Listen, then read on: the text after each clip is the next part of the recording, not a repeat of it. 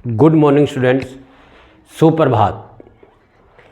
कक्षा 10वीं में हम कविता पढ़ रहे थे राम लक्ष्मण परशुराम संवाद, जो कि तुलसीदास जी द्वारा रचित कविता है। अभी तक हमने पढ़ा था कि सीता स्वयंवर में शिव धनुष टूटने से भगवान परशुराम बहुत क्रोधित होते हैं और वो जनक की सभा में पहुंचकर अपना क्रोध प्रकट करते हैं। तो भगवान श्री राम उनके क्रोध को शांत करने के लिए अत्यंत विनम्र वचनों में उन्हें संबोधित करते हैं कि हे स्वामी, शिव धनुष तोड़ने वाला आपका कोई दास ही होगा, आप मुझसे कहिए क्या आज्ञा है। वो चाहते थे कि भगवान परशुराम का क्रोध शांत हो ताकि वो उनकी बात को सुन सके और समझ सके, क्योंकि इससे हमें ये भी शिक्षा मिलती है कि सामने वाला व्यक्ति यदि क्रोधी है तो वह हमारी बात को सुनता नहीं है, और जब सुनेगा नहीं तो समझेगा नहीं। इसलिए सबसे पहले हमें सामने वाले के क्रोध को शांत करना चाहिए ताकि वह हमारी बात को सुन सके और समझ सके। इसलिए भगवान श्री राम भी परशुराम जी के क्रोध को शांत करने के लिए अत्यंत शीतल वचनों का प्रयोग करते हैं।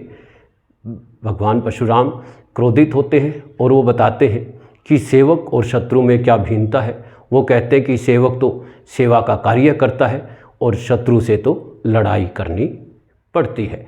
इसलिए वो कहते हैं कि जो भी या जिसने भी यह शिव धनुष तोड़ा है उससे यह राज समाज अपने आप को अलग कर ले, नहीं तो यहाँ पर उपस्थित सभी राजा मारे जाएंगे, उन्हें मृत्यु का दंड मिलेगा। और वो कहते हैं कि जो शिव धनुष तोड़ने वाला है वह तो उनके लिए सहस्त्र बाहु के समान घोर शत्रु है और उसे वो मृत्युदंड अवश्य देंगे। लक्ष्मण जी उनकी बातों को सुनकर हंसने लगते हैं और उनके परसे को अनदेखा करते हुए उनके ऊपर व्यंग्य करते हैं, कटाक्ष करते हैं। आज हम आगे पढ़ते हैं। लक्ष्मण जी कहते हैं, लखन कहा हंसी हमरे जाना, सुनहु देव सब धनुष समाना, का क्षति लाभु जून धनु तोरे, देखा राम नयन के भोरे, छुअत टूट रघुपतिहु न दोसु, मुनि बिनु काज करिय कत रोसु। लक्ष्मण जी कहते हैं कि का हंसी हमरे जाना।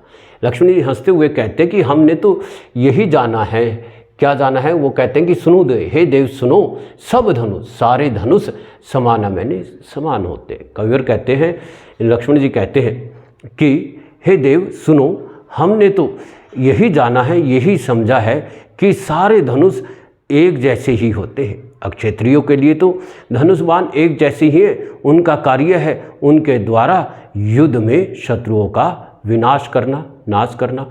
इसलिए वो सभी धनुष बाण को एक समान समझते हैं और उन्हें अभी तक यही शिक्षा दी गई है। इसलिए लक्ष्मण जी हंसते हुए कहते हैं कि हे देव सुनो, हमने तो सभी धनुष बाण को एक समान ही हमरे जाना, एक समान ही समझा है। का क्षति, क्या नुकसान, लाभ जनु जाने, धनु तोड़े धनुष के टूटने से। वो कहते हैं कि धनुष के टूटने से क्या लाभ क्या नुकसान, इस धनुष में ऐसा विशेष क्या था कि इसके टूटने से क्या लाभ और क्या नुकसान। क्योंकि हमने तो बचपन में बहुत से धनुष बाण तोड़े हैं, तो धनुष बाण के टूटने से क्या लाभ है और क्या नुकसान है ये नहीं पता। देखा राम नयन के भोरे, नयन के भोरे मुहावरे का प्रयोग है। अच्छी प्रकार भली भांति देखना, जांच परख कर देखना। जैसे हम बाजार में कोई भी वस्तु लेने जाते हैं तो उससे अच्छी प्रकार देखते हैं कि उसमें कोई खोट तो नहीं है, कोई दोष तो नहीं है। तो इसी प्रकार यहाँ भी तुलसीदास जी ने मुहावरे का प्रयोग किया है, नयन के भोरे। क्या कहते हैं? देखा राम नयन के भोरे। इसे तो श्री राम जी ने केवल अच्छी प्रकार से देखा ही था। छुअत टूट, केवल छुअत मैंने स्पर्श करते ही, टूट मैंने टूट गया। रघुपति ही, रघुकुल के पति, न दोषु, कोई दोष नहीं है।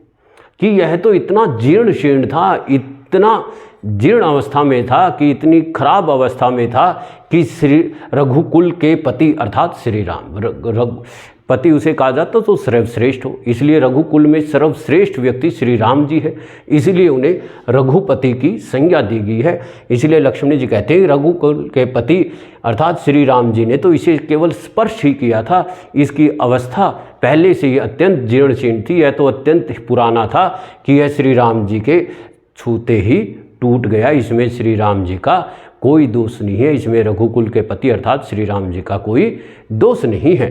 मुनि हे मुनिवर बिनु बिना काज बिना कारण के करिया मैंने कर रहे हो, कत रोसु रोसु मैंने क्रोध, कत मैंने क्यों।